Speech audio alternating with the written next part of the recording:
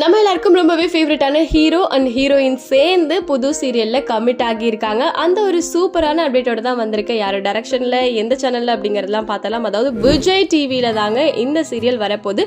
Praveen Bennett sir இருக்காரு இல்லையா, director, அவரு தான் வந்து இப்போ இந்த சீரியல் டைரக்ட் பண்ண போறாரு. கரண்டா மகாநதி சீரியல்ல சூப்பரா பண்ணிட்டு இருக்காரு.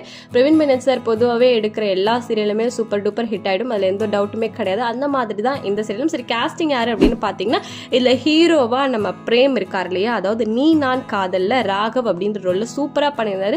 இந்த சீரியல் முடிஞ்சாலுமே ராகவுக்குலாம் அவ்வளோ ஃபேன்ஸ் இருந்தாங்க. ஸோ அதாவது இப்ப பிரேம் இருக்காரு இல்லையா, பிரேம் தான் இதுல ஹீரோவா கமிட் ஆகி இருக்காரு நீ நான் காதல் ஃபேம். அண்ட் யாரு ஹீரோயினான்னு பாத்தீங்கன்னா, டியூவல் ஹீரோயின், டபுள் ஹீரோயின்க நம்ம அஞ்சுதா இருக்காங்க இல்லையா, பிக் பாஸ் அண்ட் அதுக்கு முன்னாடி செல்லமாலாம் பண்ணியிருந்தாங்க இல்லையா, அவங்களும் ஒரு மெயின் ஹீரோயின். அண்ட் இன்னொரு ஹீரோயின் யாருன்னு பார்த்தீங்கன்னா ஆக்ட்ரஸ் தர்ஷனா. இவங்க நம்ம எல்லாருக்கும் தெரியும், தமிழும் சரஸ்வதியும் இப்போ கரண்டா சன் டிவியில் 3 முடிச்ச சீரியல்லாம் பண்ணிட்டு இருக்காங்க. ஸோ பிரேம், அப்புறம் அன்ஷிதா, தர்ஷனா, இவங்க 3 பேரும் தான் கதையோட கதை மாந்தர்கள், முக்கியமான கதை மாந்தர்கள்.